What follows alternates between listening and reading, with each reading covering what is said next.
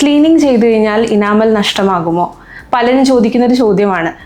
നമ്മുടെ പല്ലിൻ്റെ സ്ട്രക്ചർ ഒരു ഗ്ലാസ് പോലെ പോളിഷ്ഡും സ്മൂത്തുമാണ്. അതിൽ ഉണ്ടാകുന്ന പ്ലാക്ക്, കാൽക്കുലസ് പോലുള്ള സബ്സ്റ്റൻസ് റിമൂവ് ചെയ്യുന്നതിനാണ് നമ്മൾ ക്ലീനിങ് എന്ന് പറയുക. ഇതിനായിട്ട് നമ്മൾ യൂസ് ചെയ്യുന്നത് അൾട്രാസോണിക് സ്കെയിലേഴ്സ് ആണ്. ഈ ഡിവൈസിൽ നിന്നുണ്ടാകുന്ന അൾട്രാസോണിക് വൈബ്രേഷൻസ് നമ്മൾ കാൽക്കുലസിൻ്റെ പുറത്ത് പ്ലേസ് ചെയ്യുമ്പോൾ അത് തനിയെ വിട്ടു പോവുകയാണ് ചെയ്യാറ്.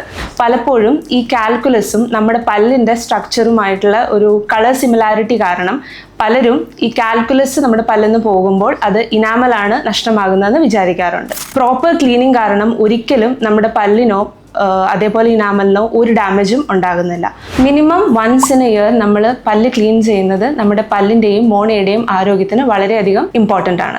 പ്ലാക്ക്, കാൽക്കുലസ് മുതലായവ നമ്മുടെ പല്ലിൽ ഒരുപാട് കാലം ഇരുന്ന് കഴിഞ്ഞാൽ അത് മോണയിറങ്ങാനും പല്ലുകൾ പതിയെ ഇളകി തുടങ്ങാനും കാരണമാകും. അതുകൊണ്ട് ക്ലീൻ ചെയ്യുന്നത് വളരെ ഇമ്പോർട്ടൻ്റ് ആണ്. ക്ലീൻ ചെയ്യുന്നതിലൂടെ ഇനാമൽ ഒരിക്കലും നഷ്ടമാകുന്നില്ല.